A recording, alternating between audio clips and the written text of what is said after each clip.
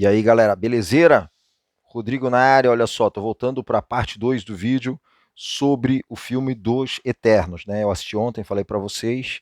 Eu acho que filme de super-herói tem tudo a ver com videogame também, né? Quem curte uma coisa acaba curtindo a outra e tudo. Galera, eu fiz o primeiro vídeo sem spoiler, né? Agora eu vou fazer um segundo com spoiler. Então, se você não gosta de spoiler, desliga, tá? Se já assistiu o filme, quer ver só a minha opinião e tudo mais, tamo junto. Olha só, raça, começando então com o seguinte: para quem não entendeu exatamente o que rolava, tem que falar isso para depois ficar fácil de entender o resto, né? Qual é a moral do filme? Surgiu um primeiro ser, um celestial chamado Arising, é o primeiro celestial de todos. Celestial é aqueles seres gigantescos que ficam pelo cosmos, né? Tem um filme dos Guardiões da Galáxia que inclusive eles vão num lugar, chega lá, a cabeça do celestial está servindo como um asteroide, como um planeta lá e tal, para vocês terem a ideia do tamanho que é um celestial, né? E esses celestiais criaram a vida no universo, um monte de coisa. Então, esse Arising, o que ele faz?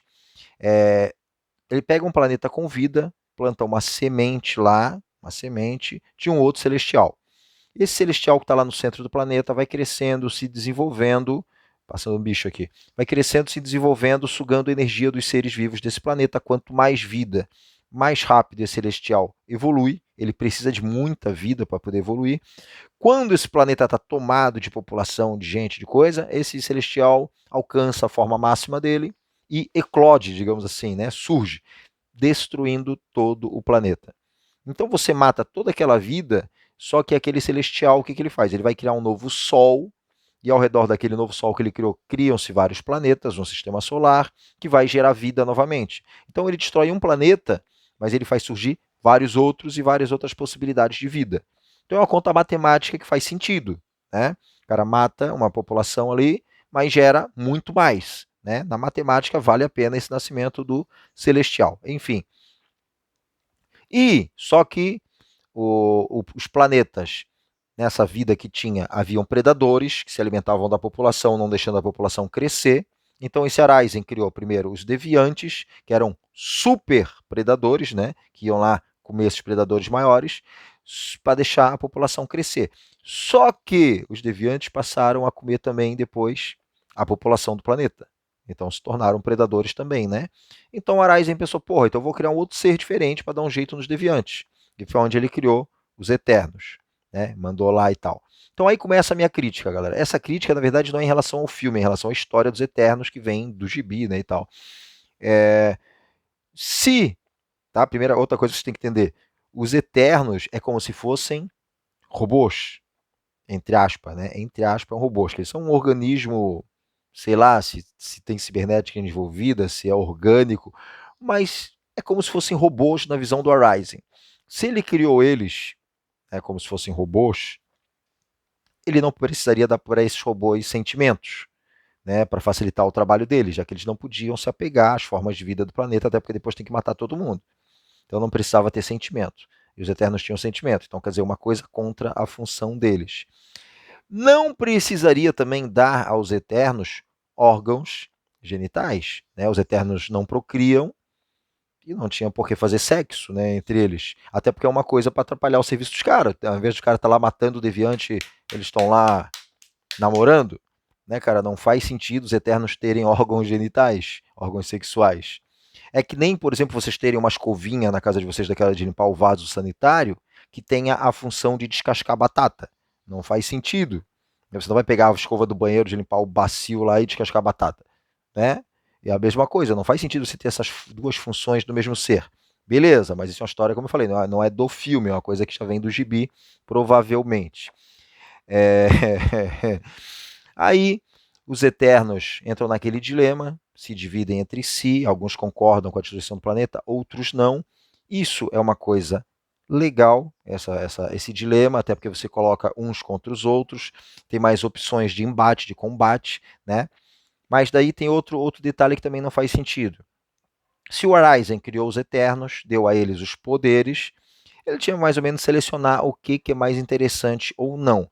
Então, por exemplo, para caçar os deviantes, você precisaria ter só Eternos do tipo Ícaris. Por que só do tipo Ícaris? Porque o Ícaris era o mais pica da galáxia de todos eles, tá? Não sou eu que estou falando para vocês. No filme, ele mesmo chega no final do filme e diz para os caras, porra, vocês vão querer me enfrentar como quem diz, vocês são os palha e eu vou arrebentar vocês, né? Entre os Eternos, vários ali eram fãs do Ícaro, tanto que o indiano lá estava até fazendo um filme pro Ícaris e tudo mais, e depois eles falam para ele assim, tu deveria ser o líder porque tu é o mais forte.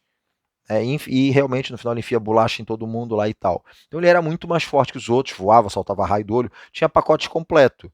Os deviantes a princípio não voavam, né? Durante esse filme é que um deles altera eles e os caras ganham asa em voo. Então o Icarus podia ficar planando e soltando raio e matando os caras sem precisar nem bater. Confere? Então o cara, para matar os deviantes, devia fazer tudo tipo Icarus. Não deveria fazer dos outros tipos. Deveria ter a Jaque, porque a Jaque era a que curava. Então o bicho se viria em batalha, a Jaque curava, beleza. Tá? Mas, né, antes que alguém diga que eu esqueci disso, eles tinham uma segunda função, os Eternos, que era de chegar no planeta e ajudar o planeta a se desenvolver, ajudar as pessoas a evoluírem como civilização para povoar o planeta todo, aquela coisa toda, né? Então, nesse sentido, alguns ali, tipo Drug, que comanda a mente dos caras, faz sentido. Até o Duende, que faz ilusões, ali contava histórias para os humanos, faz sentido, porque ajuda a interação, comunicação e tudo mais. A Circe, que transmutava a matéria, fazia sentido para você poder construir coisas, ajudar a construir coisa para a civilização, consertar a nave, né? Criava matéria-prima. Beleza, então em termos de colonização, perfeito. O Fatos, que era o cara da ciência, também ajudava a civilização a crescer através da ciência, beleza? Agora, Atena, o Gilgamesh e o Kinko, que era o cara que disparava raio das mãos, não tinha por que você ter, se você tinha o Ícaris, como eu falei, que era o pacote completo que dava um pau neles, né? Tanto que a Atena, na hora que vai lutar com ele, o bicho ainda fala, porra, vai lutar comigo? Nunca lutou. Ela vai dar uma espadada, ele segura a espada dela, tipo, porra, vai me palitar o dente com isso aqui, sabe? Então não faz sentido. Então deveria ser tudo tipo Ícaris. Outra coisa também que é meio estranha, que assim, óbvio que para o planeta Terra ele mandou Eternos que se parecessem com a gente, porque eles iam ter contato com humanos, né, para eles poderem se misturar. Mas no resto do universo não faz sentido que todos tivessem formato humano, né? Por que eu estou falando isso para vocês? Porque, por exemplo, no final do filme, falei que o vídeo tem spoiler, eles vão encontrar o irmão do Thanos, que é o Star Fox, que também tem formato humano. Por quê? Não faz sentido, né, cara? Para quem não sabe, o Thanos também é um Eterno, tá? Só que ele é feio, esquisito, porque ele tem o gene deviante. Então ele é um Eterno que nasceu com gene deviante, por isso que ele é esquisito. E por que o Eterno, o Thanos não está nessa função de ir para o planeta colonizar, criar vida para destruir? Por que ele migrou para esse negócio de acabar com metade da vida do universo? Tipo assim, ele está contrariando completamente a ideia básica dele. E por que o Celestial não é o primeiro a ir lá pegar o Thanos e enfiar umas bolachas?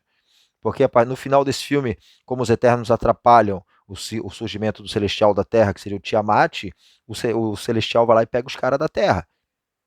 Por que ele não pegou o Thanos? O Thanos, na hora que acabou com metade da vida do universo, ele atrapalhou completamente os planos do Celestial.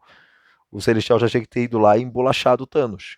Entenderam que tem coisas que não casa quando você vai pensando com spoiler e tudo mais? Para quem não sabe, o Jon Snow, no final do filme, que está lá brincando com a espada, vai virar o Cavaleiro Negro. Uma curiosidade para quem viu Game of Thrones, que o Icarus era o Robb Stark, né, irmão do Jon Snow no Game of Thrones. O que mais que eu posso falar para vocês ali com spoiler? Eu acho que era mais ou menos isso, galera. O filme é legal, mas tem essas coisinhas que não batem. Tem uma muito legal que é o seguinte, tá? Esse é um erro que todo filme, toda história de super-herói que tem velocista faz, tá? Velocista, pra quem não sabe, é o Mercúrio que corre, o Flash que corre, e nesse filme tem uma mulher lá que corre igual o Flash, né? Todo filme, toda história com velocista usa a seguinte regra da física, que força é igual a massa vezes aceleração.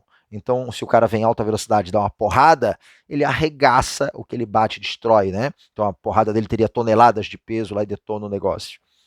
Beleza? Vale essa regra da física.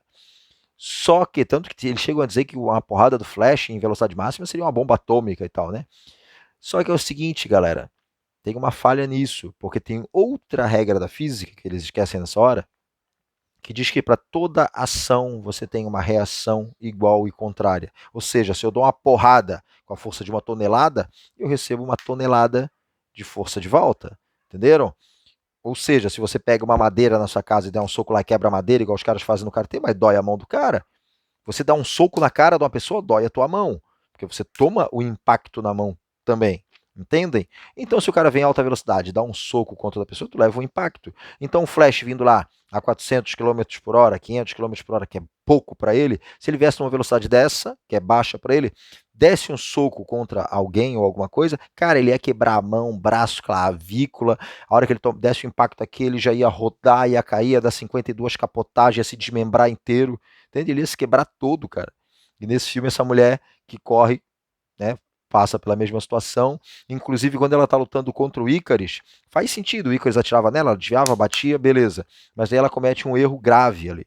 É o seguinte, ela segura o Ícaris e sai correndo, esfregando ele na parede. Cara, naquela hora ali, bastava o Ícaris firmar o pé ou no chão ou na própria parede onde ela está esfregando ele, que os dois iam capotar. Ele tinha muito mais força que ela. Se ele bota o pé, os dois iam capotar, ela ia se quebrar inteira. Outra coisa é que a partir da hora que ela segurou ele poderia segurar ela também.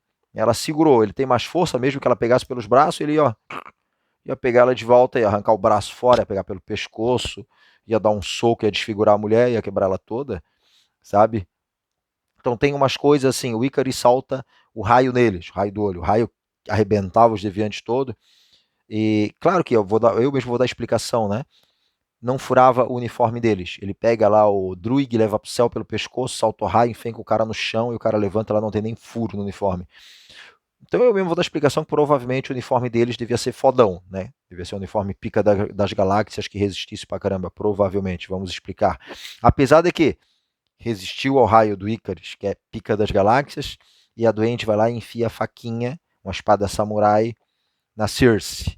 Uma coisa que não faz muito sentido. Então tem coisas assim, né, cara? Mas o filme é bom, galera. Assistam. Quem gosta de filme de super-herói pode ver. Que, na minha opinião, ele é melhor do que Homem-Formiga 1 e 2, Guardiões da Galáxia 1 e 2, Viúva Negra, Capitã Marvel, Venom 2, Aves de Rapina e o Mulher Maravilha 1984, que nem se fala da porcaria de filme. Enfim, beleza, galera? Era isso, não sei se eu esqueci de falar de alguma coisa, posso ter esquecido, que era muita coisa para falar, o cara acaba esquecendo, né? Mas o filme é legal, a interação deles com os humanos faz sentido, o sentimento que eles criam, um monte de coisa, para a história, né? Não que eles tivessem que ter isso como soldados, como eu disse no começo do vídeo. Beleza? Filme legal, assistam, é a dica, abração, fui.